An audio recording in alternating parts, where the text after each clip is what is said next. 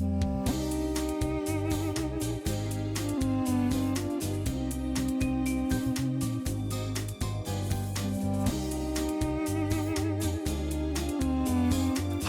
խոհանոցը զարմանահրաշ մի տիեզերք է, աշխարհ, որտեղ կողք կողքի ապրում են հայկական ավանդական անուշաբույր ուտեստները, դարերի հիշողությունները, հայկական օջախների ջերմությունն ու հյուրասիրությունը և կրակի շուրջ եփվող զրույցները։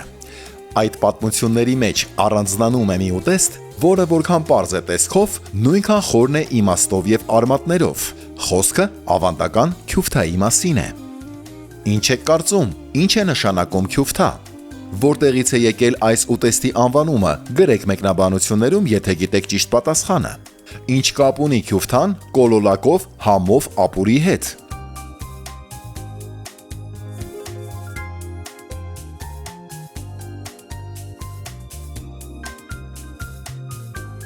Կոլոլակը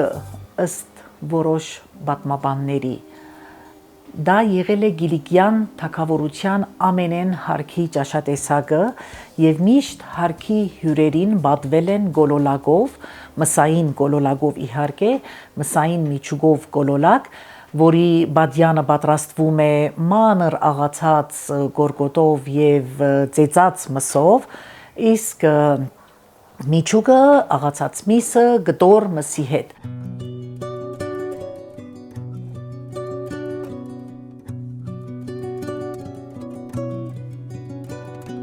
Մսի առաջի մշակման եղանակը մսի ծեծելն է, ծեծած միսը, որի մշակույթը և պատմությունը մեր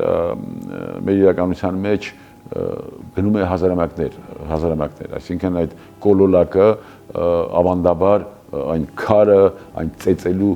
մեխանիզմը և այն ավանդույթները մինչ այժմ պահպանված են, և այստեղ որևէ մի պատմաբան կամ որևէ մի, չգիտեմ, քաղաքականացված մասնագետ չի կարող ոչ հերքի, ոչ էլ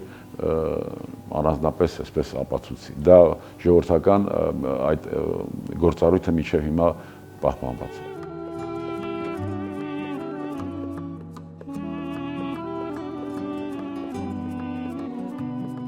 Քյութա բառը գալիս է պարսկերենից և նշանակում է մանրացնել կամ մսեգնդիկներ։ Հայերենում մենք օգտագործում ենք կոլոլակ բառը, իսկ կոլոլակի բազմաթիվ տեսակներ կան մեր ավանդական խոհանոցում։ Մեր հայկական գոլոլակը, որը առաջացել է գլոր բառից, որովհետև գոլոլակները գլոր են լինում, սովորաբար կամ ձվաձև կամ լիմոնի ձևով, իհարկե նաև երբեմն գլոր ու տափակ և ինչու ոչ նաև սինի գոլոլակը, այսինքն մետաղական ափսեի մեջ պատրաստված և փուրը տրված գոլոլակը, և իհարկե գոլոլակների դասին են բրդուճները, բրդուճը արևելահայերենում նշանակում է փոքրիկ բատար, մուսալերան բարբառում ափի մեջ պատրաստված փոքրիկ սեղմիկներ են, ընդ որում քեսապցիները սխմ են ասում, ուրվացիները նույնը, այ զեյթունցիները այդ բրդուճին ասում են ջանգիկ, այսինքն ջանգ բառից եկած ափի մեջ ափի ձևը ստացած փոքրիկ պատառներ։ Քյութան հայերիս համար երբեք պարզապես մսային գնդիկ չի եղել, այն վերածվել է ամբողջական ավանդույթների, ընտանեկան արարողակարգերի, տոնական սեղանների կարևորության խորհրդանիշի։ Այս ուտեստի պատմությունն անցնում է բազմաթիվ ժողովուրդների խոհանոցներով, և եթե դառնանք ակունքներին և զուգահեռներ անցկացնենք մսագնդիկների ժամանակակից տարբերակների հետ, ապա անզեն աչքով կնկատենք, որ հայկական կոլոլակը ծեծած մսից պատրաստված մսային այս զանգվածը, որը ներկայանում է տարբեր ձևերով՝ մեծ, փոքր, եռանկյունաձև, կլոր, տափակ, հաստ, բարակ կամ սեղմված, ժամանակակից բուրգերների նախատիպն է։ Հայկական ավանդական քյութան հիմնականում պատրաստում էին տավարի թարմ մսից, ընդ որում ժամանակին այն պատրաստվել է ոչ թե միսն աղալով, այլ փայտե թակիչով սալաքարի վրա ծեծելով, ավելացնում էին սոխ, ձու, ալյուր, ջուր։ Ապա մի լավ ծեծում։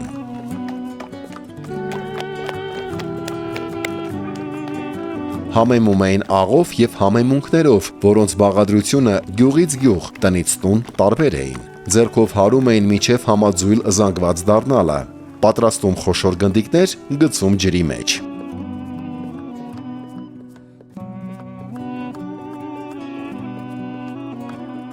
Եփելուց հետո ճաշակում յուղով կամ սոխարածով։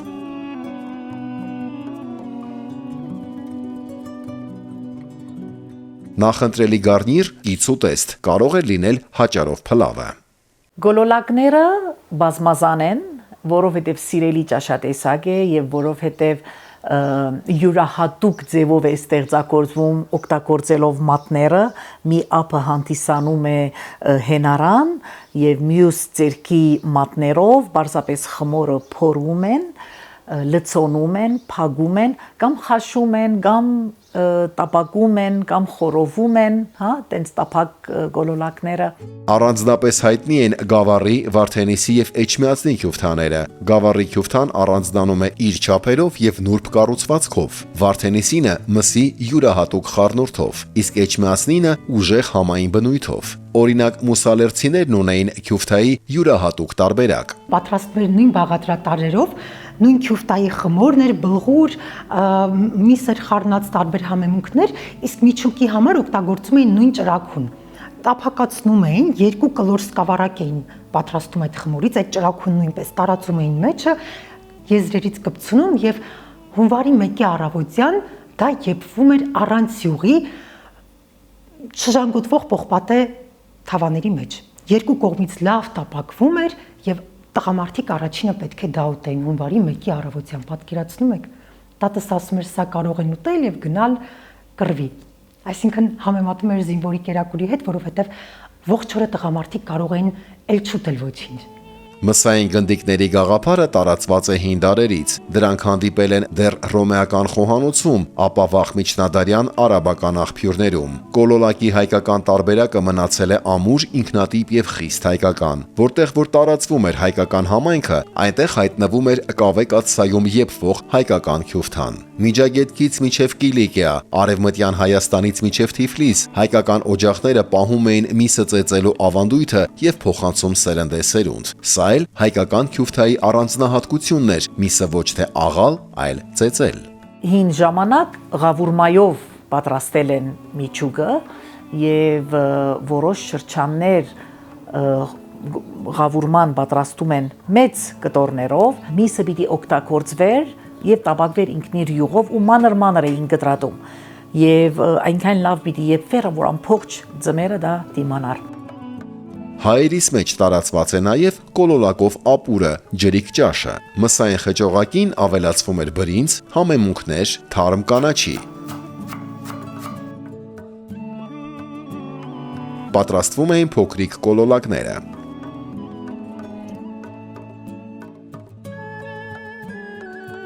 Պատրաստվում էր սոխարած։ Վրան ավելացվում քերած գազար և կտրատած կարտոֆիլ։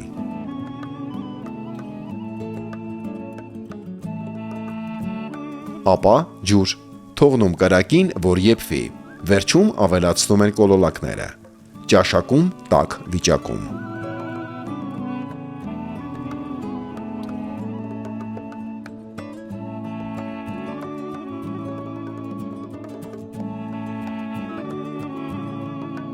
Քյութան դարձել է ժողովրդական մշակույթի մաս, ցանկացած հարսանիք, նշանդրեք կամ մեծ տոն առանց քյութայի չէր համարվում լիարժեք։ Անգամ այսօր սա ուտեստ է, որը ճաշակում են մեծից փոքր, ուրախության եւ սգո արարողությունների ժամանակ։ Կոլոլակը հյուրերին պատվելու եւ ընտանիքի ուժը ցուցադրելու միջոց էր։